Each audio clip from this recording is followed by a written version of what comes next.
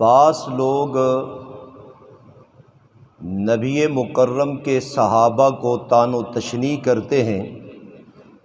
شیعہ نے اپنا شعار بنا لیا صحابہ پر طعن و تشنیع کرنا، اور بعض لوگ تابعین پر طعن و تشنیع کرتے ہیں۔ آج کل بڑا فتنہ ہے کہ مرزا محمد علی جھیلمی جو تابعین کو جھوٹا کہتا ہے، نعوذ باللہ، اور بعض لوگ تابعین میں امام اعظم ابو حنیفہ رحمۃ اللہ تعالی علیہ کی شان میں گستاخی کرتے ہیں۔ حالانکہ 3 زمانے کل کائنات میں اللہ نے سب سے اعلیٰ بنائے ہیں۔ آپ صلی اللہ تعالی علیہ وسلم نے 3 زمانوں کی شہادت دی۔ آپ نے فرمایا، یہ بخاری کی روایت ہے، 3650 حضرت عمران ابن حسین رضی اللہ تعالی عنہ فرماتے ہیں، آپ صلی اللہ تعالی علیہ وسلم نے فرمایا، خیر امتی کرنی، میری امت میں سب سے اعلیٰ زمانہ میرا زمانہ ہے، صحابہ کا۔ اور ایک روایت میں خیر القرون کرنی کہا، سارے زمانوں میں سب سے اعلیٰ زمانہ میں محمد کریم کا زمانہ ہے۔ ثم الذین یلونہم، پھر ان لوگوں کا جو میرے زمانے کے ساتھ ملے ہوئے ہیں، تابعین کا زمانہ۔ ثم الذین یلونہم، پھر ان کا زمانہ جو تابعین کے ساتھ ملے ہوئے ہیں، یعنی تبع تابعین کا زمانہ۔ آپ نے فرمایا یہ 3 زمانے ساری کائنات میں سب سے اعلیٰ یا اس امت میں سب سے اعلیٰ ہیں، ان کا کوئی ثانی نہیں ہے ان 3 زمانوں میں، صحابہ کا، تابعین کا اور تبع تابعین کا۔ یہ کتنے اعلیٰ لوگ ہیں، کتنی برکات والے ہیں۔ 3649 نمبر حدیث میں حضرت ابو سعید خدری فرماتے ہیں، رسول اللہ صلی اللہ علیہ وسلم نے پیشن گوئی کے طور پر یہ بات فرمائی، یاتی علی الناس زمان، لوگوں پہ زمانہ آئے گا، فیغزو فئام من الناس، لوگ جہاد کے لیے جائیں گے، اور جہاد کے لیے ایک لشکر جا رہا ہے، اور کہا جائے گا حل فیکم من صاحب رسول اللہ صلی اللہ علیہ وسلم، تم میں کوئی پیغمبر کا صحابی زندہ ہے، کوئی حیات ہے، اس لشکر میں کوئی صحابی رسول موجود ہے؟ کہا جائے گا، لوگ کہیں گے نعم جی زندہ ہے۔ فیفتح لہم، فرمایا پیغمبر کائنات میں میرے صحابی کے لشکر میں آنے کی وجہ سے اللہ تعالیٰ اس لشکر کو کفر پر فتح نصیب فرما دیں گے۔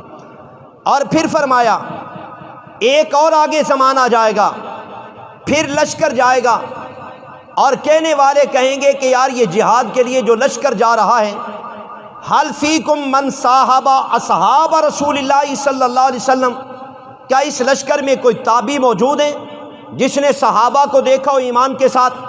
لوگ کہیں گے جی ہاں موجود ہیں۔ آپ علیہ السلام نے فرمایا فیفتح لہم، اللہ تعالیٰ تابعین کے وجود کی برکات سے اور ان کے جہاد کے لشکر میں آنے کی وجہ سے اللہ اس لشکر کو بھی فتح عطا فرما دیں گے۔ اور پھر فرمایا کہ آگے زمانہ جائے گا، فیغزو فئام من الناس، لوگ جہاد کے لیے جائیں گے، پھر کہا جائے گا، کہنے والا کہے گا حل فیکم من صاحب اصحاب رسول اللہ صلی اللہ علیہ وسلم، تبع تابعین کوئی ہے اس وقت موجود یہاں پر جنہوں نے تابعین کو دیکھا ہو ایمان کے ساتھ؟ لوگ کہیں گے جی ہاں ہیں۔ اللہ کے پیغمبر فرماتے ہیں فیفتح لہم، تبع تابعین کی برکات سے اور ان کے وجود کی برکات سے رب ذوالجلال اس لشکر کو بھی فتح عطا فرمائیں گے۔ یہ 3 طبقے سب سے اعلیٰ طبقے ہیں، صحابہ کا طبقہ، تابعین کا طبقہ اور تبع تابعین کا طبقہ، ان کے وجود بڑے متبرک وجود ہیں۔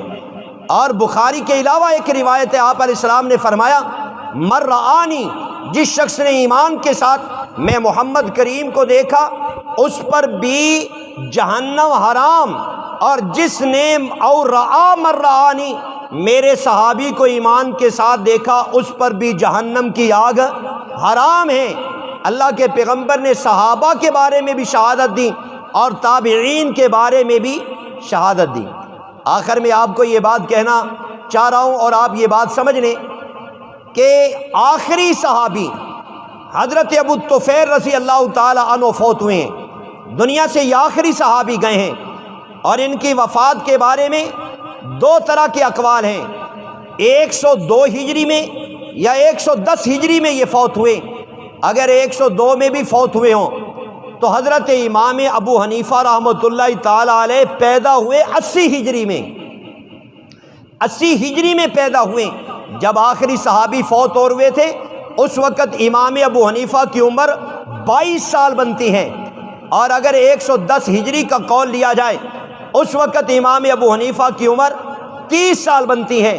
جب امام صاحب پیدا ہوئے سینکڑوں صحابہ دنیا پہ موجود تھے، یہ تابعین کا گروپ ہے۔